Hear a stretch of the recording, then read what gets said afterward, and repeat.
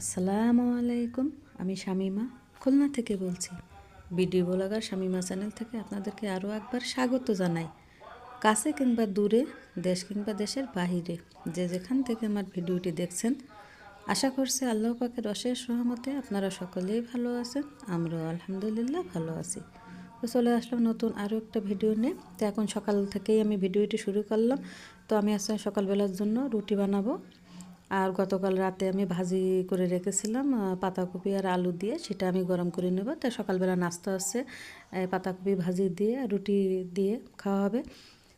আর আজকে আমি আপনাদেরকে দেখাবো যে রমজান মাসের জন্য আমরা যে মশলা, পেঁয়াজ, রসুন, আদা এভাবে কীভাবে আমরা সংরক্ষণ করে রাখতে পারি, বা আমাদের কষ্ট কম হবে, বা গুছিয়ে রাখলে মানে রমজান মাসের ঝামেলা কম হবে, কষ্ট কম হবে, এবং আমরা কিন্তু খুব সহজেই মানে রান্নাটা করে নিতে পারবো। তো সেজন্য আর কি আমি মশলাটা আগে থেকেই গুছিয়ে রাখবো রমজান মাসের জন্য। তো ডেলি অল্প অল্প করে কিছু কিছু জিনিস কিন্তু আমরা এভাবে গুছিয়ে রাখতে পারি। তো আমি প্রথমে এখন আছে নাস্তা বানাবো, মানে রুটিটা বানিয়ে নেব। তো আটাটা কিন্তু এর মধ্যে আমি সিদ্ধ করে নিয়েছি। এখন আমি যে পাতাকপি ভাজিটা করেছিলাম গতকাল রাতে করে রেখেছিলাম, এতে কি হয় যে গতকাল করে রাখলে সকালবেলা ঝামেলাটা কম হয়। দেখা গেলো ভাজিটা একটু গরম করে নিলে হয়ে যায়। তো আমি আটাটা সিদ্ধ করে নিয়ে এখন আছে ভাজিটা গরম করে নেব, নিয়ে দেন আমি রুটিটা বানিয়ে নেব। তো যে কথা বলতেছিলাম, তো রমজান মাস কিন্তু একদম খুব কাছেই চলে এসেছে। আজকে হচ্ছে মঙ্গলবার। তা ইনশাল্লাহ আগামী শনিবার রাত্রে সেহারি খেতে হবে আর কি, তার মানে রবিবারের প্রথম রোজা। তারপরে ডিপেন্ড করবে, চাঁদের উপর নির্ভর করবে। তবে যেটা ক্যালেন্ডারে দেখলাম যে 2 তারিখ থেকে পয়লা রোজা, সেক্ষেত্রে কিন্তু আমাদের শনিবারের রাত্রে সেহারি খেতে হবে। তা সেজন্য কিন্তু এখন থেকে আমাদেরকে রমজানের প্রস্তুতি নিতে হবে। কারণ কি, রমজান মাসে রোজা থেকে কিন্তু কষ্টের কাজগুলো না করে এখন যদি আমরা অনেকটাই কাজ কমপ্লিট করে রাখি, তাহলে কিন্তু রোজার মাসে আমাদের কষ্টটা কম হবে। আমরা আর কাজগুলো খুব সহজেই করে নিতে পারবো। তা সেজন্য আর কি আমরা এখন থেকে যে মশলাটা, কারণ দৈনন্দিন যে মশলাটা রান্নার কাজে লাগে আমাদের, যেমন পেঁয়াজ বাটা, রসুন বাটা, আদা বাটা, ঝাল, জিরা, এগুলো কিন্তু এখন আমরা যদি বেটে ফ্রিজে রেখে দিই, ডিপ ফ্রিজে, তাহলে কিন্তু খুব সহজে আর কি রমজান মাসে রান্নাটা করে নেওয়া যাবে, মানে ঝামেলামুক্ত। তারপরে কষ্ট অনেকটাই কমে যাবে, কাজও কিন্তু অনেকাংশে কমে যাবে। তো এখন থেকে আমরা যতটা পারবো আর কি মশলাগুলো গুছিয়ে রাখবো, আর কষ্টের যে কাজগুলো আছে সেগুলো করে নিতে হবে। আর যেহেতু এখন শীতের সিজন কিন্তু প্রায় শেষ, এখন যে কম্বল, তারপরে যারা লেপ ব্যবহার করে, লেপের কাভার, মানে ভারী ভারী যে কাজগুলো বা কাঁচাকুচির যে কাজগুলো আছে, সেগুলো কিন্তু এখন করে নেওয়াই ভালো। তা আমি কিন্তু অলরেডি আমাদের কম্বল সবগুলো কাঁচা হয়ে গেছে। ইনশাল্লাহ আগামীকাল সবগুলোই যে বাক্স আছে কম্বল রাখি, যে বাক্স, ছাপ বাক্স বলে, সেখানে রেখে দেবো। আর হচ্ছে পর্দার কাপড় টাপড়গুলো কিন্তু সব কেচে নেওয়া হয়ে গেছে। যদিও আমি ভিডিও করিনি, আসলে কি সব কিছুতে ভিডিও করা হয় না। আর আসলে সব কিছু ভিডিও করতে গেলে কাজে কিন্তু অনেক দেরি হয়ে যায়, কারণ একটা ভিডিও করতে এডিটিং করা, ভয়েস দেওয়া কিন্তু অনেক কষ্টের ব্যাপার। তা মন চাইলেও কিন্তু সব কিছু ভিডিও করা যায় না। তো সেই জন্য কিন্তু আমি আর সেগুলো ভিডিও করতে পারিনি। তো এর মধ্যে কিন্তু আমার পর্দার কাপড় টাপড় সবগুলো কেচে নেওয়া হয়ে গেছে। জায়নামাজও আমার 4টা কাচা হয়ে গেছে, আর 2টা জায়নামাজ কাচলে আমার হয়ে যায়। তো ইনশাল্লাহ আগামীকাল যেটুকু কাচাকুচির ব্যাপার আছে ওইটাকেই করে নিব আর কি। তাই জন্য যে রোজা থেকে যেন কষ্টের কাজ, ভারী কাজ আমাদের না করতে হয়, সে কাজগুলো আমরা যতটা পারবো আমরা যেন রোজার আগে করে নিই, সেটা আমাদের জন্য খুবই ভালো হবে। তো এখন থেকে কিন্তু রোজার প্রস্তুতি নেওয়াটাই ভালো। তো আমি কিন্তু কথা বলতে বলতে রুটিগুলো প্রায় সবগুলো বানিয়ে নিয়েছি। তাই তো আমার রুটিটা বানানো হয়ে গেছে। তো এখন আমি আছে সে মশলাগুলো প্রিপারেশন করব, মানে কি কি মশলা রাখবো আমি সেগুলো এখন কেটে কুটে নেব। তা আমি প্রথমে কিন্তু পেঁয়াজ নিচ্ছি। আমি এখন যেহেতু আমার ব্লেন্ডার আছে, আর এখন কিন্তু ব্লেন্ডার এটা ঘরে ঘরে, মানে এমন কোনো ঘর নাই যে খুব কম ঘরই আছে যেখানে ব্লেন্ডার নাই। যেমন একসময় ফ্রিজ কিন্তু ঘরে ঘরে ফ্রিজ ছিল না, এখন কিন্তু ঘরে ঘরে ফ্রিজ আছে। তারপরে যে ল্যাপটপ, তারপরে যে অ্যান্ড্রয়েড ফোন, তারপরে যে টিভি, এগুলো কিন্তু আগে ঘরে ঘরে ছিল না, এখন কিন্তু সব কিছু ঘরে ঘরে হয়ে গেছে। অ্যাভেলেবেল মানুষের ঘরে ঘরে, এমন কোনো মানুষ নেই যে যার ঘরে এই যে টাচ ফোন বা অ্যান্ড্রয়েড ফোন নাই। তো সেক্ষেত্রে সেরকম কিন্তু সংসারের জীবন। আর এই যে মশলা বাটার যে এইটা আর কি ব্লেন্ডারটা, এটা কিন্তু আমাদের আসলে মেয়েদের অনেক উপকার করে, কারণ কি বাটাবুটি ঝামেলার হাত থেকে কিন্তু আমরা বেঁচে গেছি আর কি। তো ম্যাক্সিমাম কিন্তু 90-95% মশলা কিন্তু এই ব্লেন্ডারেই করা হয়। তো টুকটাক যখন একটু লাগে হাতের কাছে, ছোটো পাটায় ফেলায় অল্প একটু বেটে নিই। তো সেক্ষেত্রে কিন্তু আমাদের খাটনিটা অনেক কমে গেছে, অনেক সুবিধা হয়েছে। তো এখন আছে আমি মানে রেগুলার যে রান্নাগুলো করি, তো এটা কিন্তু কাঁচা ঝাল। তো গতদিন কাঁচা ঝাল কিনেছিলাম আমি, তো ওর মধ্যে যে শুকনা মানে লাল যে ঝালগুলো ছিল সেগুলো আমি করেছিলাম কি একটা দুটো রোদ দূরে দিয়েছিলাম।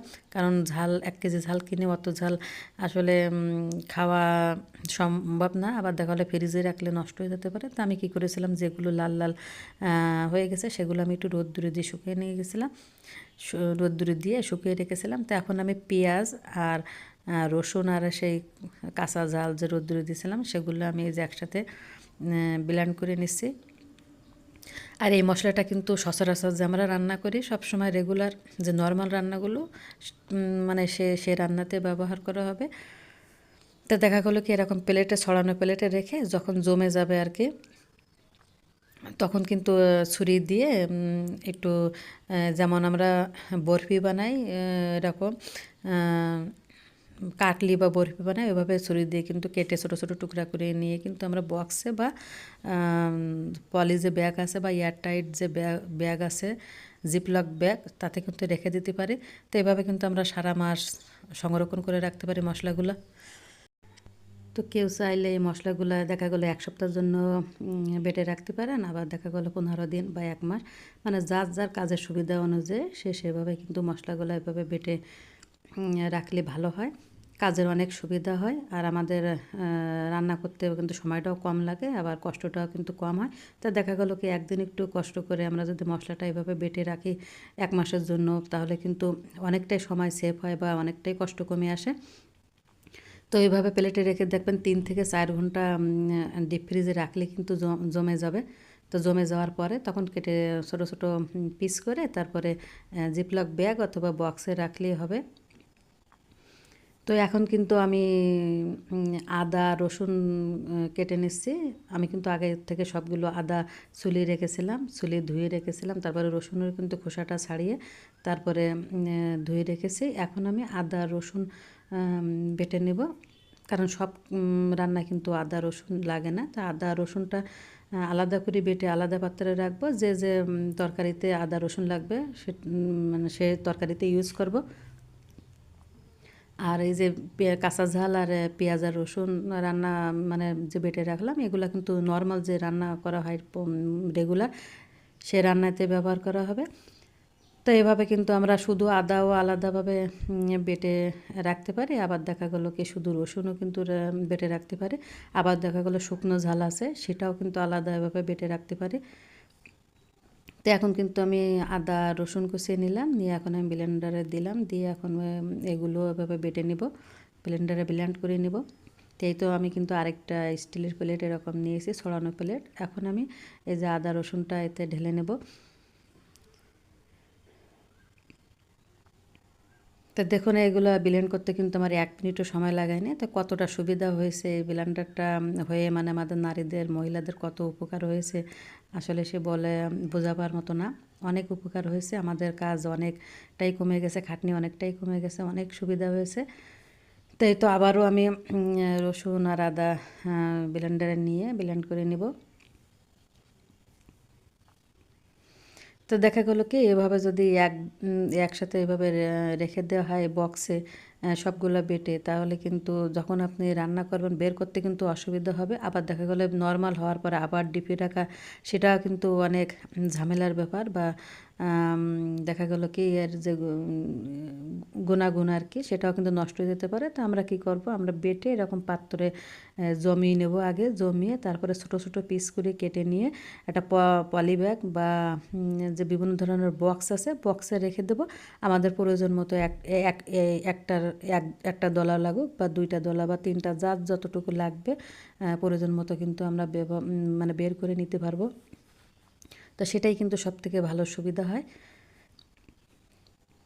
আমার কাছে মনে হয়। তাই আমার কাছে মনে হয় ওটাই সবথেকে সুবিধা। তো আমি কিন্তু ওইভাবে রাখি।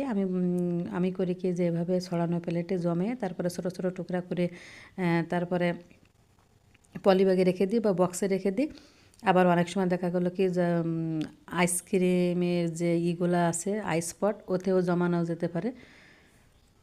তো সেক্ষেত্রে কিন্তু একটা একটা দলা হয়, সেটা কিন্তু আরও সুবিধা হয় যে একটা একটা দলা বা 2টা দলা লাগলে 2টা দলা এভাবে আমরা বের করে নিতে পারবো।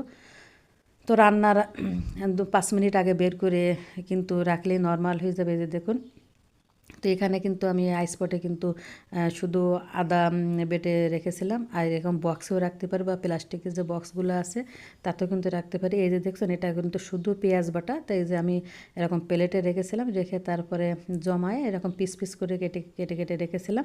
তো আমার যতটুকু লাগে আমি প্রত্যেক দিন সেটা বের করে নিই। তো এই যে আইসপটে রেখেছিলাম, তো এই যে দেখুন জমে গেছে। রান্নার 5 মিনিট আগে বের করে তারপরে একটু এই যে প্লেটের পরে কিছুটা পরিষ্কার পাত্রের পরে এভাবে একটু ঝাঁকা দিলেই কিন্তু পড়ে যায়, বা না পড়লে একটু হাত দিয়ে এভাবে একটু গুঁতা মারলে কিন্তু এই যে পড়ে যাবে। তো দেখুন কত সুন্দরভাবে জমে গেছে, কিউব কিউব হয়েছে, ছোট ছোট দলা। তো আমাদের দেখা গেলো এখান থেকে একটা দলা লাগলে আমরা একটা দলা বের করব, 2টা দলা লাগলে 2টা দলা নিব, 3টা দলা লাগলে 3টা দলা নিব। তো এভাবে কিন্তু আমরা জমিয়ে রাখতে পারি। তখন কিন্তু আমি একটা বক্সে রাখতেছি আর কি, একটা কৌটায় রাখতেছি। তো আমি এভাবে ডিপ ফ্রিজে রেখে দেবো, যখন আমার লাগবে এই তো তখন আমি ডিপ ফ্রিজ থেকে বের করে নিব। তো আমার আজকের ভিডিওটি কেমন লেগেছে অবশ্যই কমেন্ট সেকশানে কমেন্ট করে জানাবেন। আর আমার ভিডিওটি এতটুকু ভালো লাগলে একটা লাইক দেবেন, আর খুব বেশি ভালো লাগলে আমার চ্যানেলটিকে অবশ্যই সাবস্ক্রাইব করে নেবেন। আর যারা অলরেডি সাবস্ক্রাইব করে নিয়েছেন তাদেরকে অসংখ্য ধন্যবাদ। সকলেই ভালো থাকবেন। আল্লাহ হাফেজ।